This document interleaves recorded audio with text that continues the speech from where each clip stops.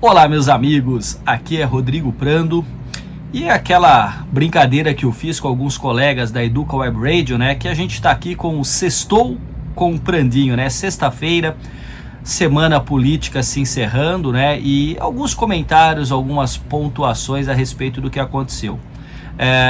No meio da semana eu já fiz um vídeo aqui para a Educa comentando da frase infeliz do Lula, né? Uma frase sobre a Glaze, né? Dizendo que ela, uma mulher bonita, estaria numa posição ali para negociação com o Congresso e tudo mais. Então é uma frase que, de certa maneira, reflete a visão de mundo do Lula e uma visão preconceituosa, machista. E eu até havia dito, né, que haveria todo um malabarismo, né, intelectual para tentar defender a frase do Lula, inclusive das feministas ligadas ao PT, do campo progressista. Dito e feito, aconteceu isso. Só que aí o que começa ruim pode piorar e piorar muito, né? O bolsonarista, o deputado Gayer, né? Ele fez duas postagens absolutamente infelizes, né? E depois dizendo que estava defendendo Gleisi Hoffmann. Numa delas ele provoca, né, o Lindenberg Farias, marido de Gleisi, companheiro de Gleisi Hoffmann, dizendo o seguinte: vai deixar o presidente tratar, né, a sua esposa como um cafetão e entregá-la ao presidente Alcolumbre, ao presidente Hugo Mota? Não satisfeito, não é, o Gayer publica dizendo quem sabe agora não ocorre um trisal, né, entre o Davi Alcolumbre, Gleisi Hoffmann e Lindenberg Farias. E aí o presidente do Congresso Nacional, né, o presidente do Senado, Davi Alcolumbre, irritou-se bastante, muito irritado. Então ele pede inclusive a instauração de processo disciplinar com vistas a uma possível cassação do deputado Gayer. Estou até vendo aqui, acompanhando, onde eu sou colunista, né, no site do My News, né, que existe aqui né, então está dizendo aqui, ó, Gayer será usado como exemplo e PL pouco deve mobilizar para salvar o deputado. PT pede cassação de bolsonarista Gayer no Conselho de Ética. Meus amigos, vamos tentar refletir um pouco aqui, que eu acho que esse é o papel da Educa Web Radio, né, da rádio e do canal, né, agora no YouTube. Para que serve a política, entre outras coisas, né? Na política, ela existe para que a gente resolva os conflitos, e viver em sociedade é viver num ambiente que os conflitos existem, e isso é inegável. Então, sabendo que os conflitos existem, eles devem, a partir da política, dentro da política, eles são resolvidos, não é? Por meio do diálogo, devem ser resolvidos a partir das instituições e dentro da lei, da legalidade, das normas e das regras. E essa fala de Gayer é uma fala que ultrapassa todos os limites, né, da civilidade, da educação, da compostura, da ética. E isso tem sido recorrente, né? Se a gente for analisar, isso não é apenas do Gayer, que é um bolsonarista, né? Outros tantos bolsonaristas e aqueles que não são bolsonaristas também muitas vezes se excederam, né? É claro que muitas vezes vão pensar na figura do ex-presidente Jair Bolsonaro, porque no fundo é o seguinte, né? Bolsonaro fez uma afirmação dizendo, né, que as petistas são feias, e aí abre aspas, são incomíveis, fecha aspas. Depois o Lula, talvez uma tentativa de defender, mas reafirmando o machismo, fala da beleza de Gleisi. E aí vem o Gayer e traz essa questão ali de trisal, dizendo que Gleisi seria oferecida como uma GP, né, uma garota de programa, ou seja, uma questão baixa, tosca, de falta de educação. E se a gente permitir que isso continue acontecendo, a gente na verdade perde a própria essência da política.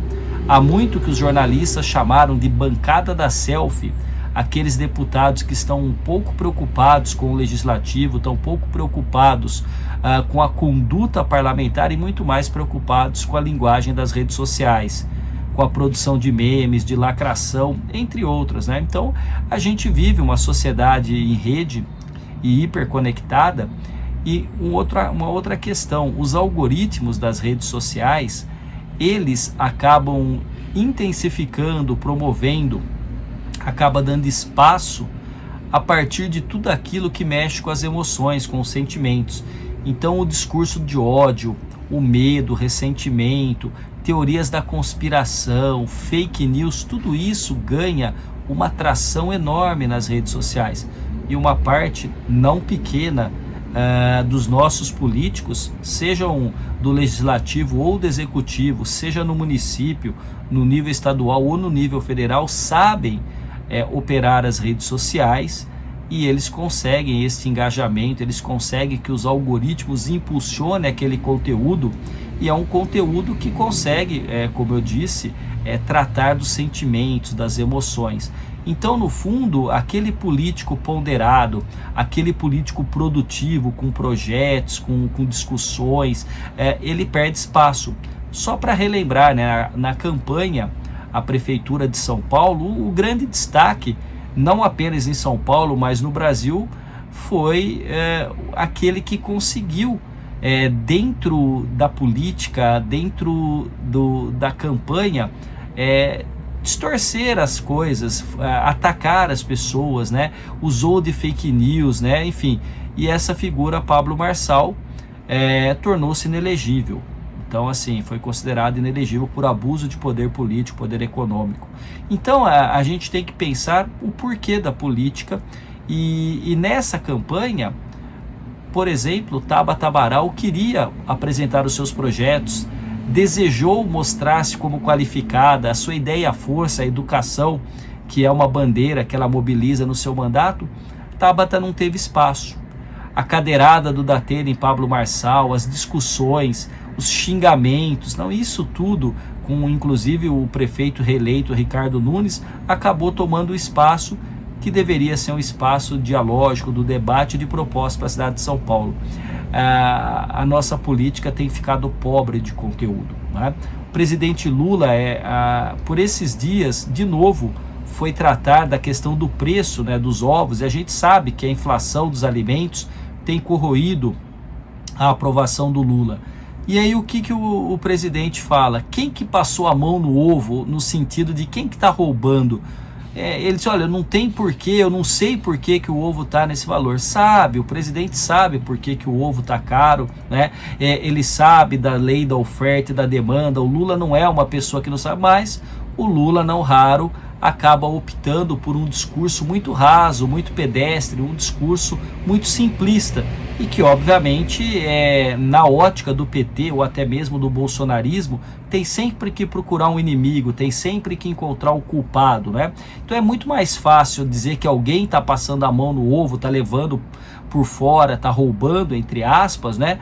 Do que de fato assumir as questões que são fundamentais do próprio governo, né? E que muitas vezes, né, não adianta fazer um esforço de se comunicar de uma maneira melhor, e a chegada do Sidônio Palmeira, a Secretaria de Comunicação do governo, a pasta, né, de comunicação, não adianta nada você ter todo um esforço, né, um gasto, um desprendimento de recursos, de energia intelectual, de energia política, se o próprio Lula, quando usa do discurso, acaba falando bobagem, acaba causando temor, né? Então, na semana passada ele disse o seguinte: olha, se o preço não baixar mais, a gente vai ter que tomar uma medida mais drástica. Bastou isso para que as pessoas se perguntassem, e com razão, que medida é essa? Por que drástica? O que pode vir? E a gente tem uma lembrança, pelo menos eu com 47 anos, né? Era criança, mas tem uma lembrança da hiperinflação, do confisco, de tabelamento, congelamento de preço. Então nada disso é interessante. Quando o presidente usa da retórica, da fala para esse tipo de coisa, atrapalha. Então percebam, meus amigos, que a palavra, a oratória, ela é a ferramenta fundamental de um político. Quando você usa de preconceito, quando você ataca, quando você ultrapassa o limite da ética, quando você ameaça, óbvio que vai ter repercussão, e a repercussão nunca é positiva. A política, como eu disse, ela existe para que a gente resolva os conflitos, né, de maneira dialógica, com diálogo dentro das instituições e respeitando-se a lei e as regras como por exemplo as regras do parlamento, as regras atinentes à fala dos políticos na Câmara e também no Senado. Eu fico por aqui e desejo a vocês uma ótima semana.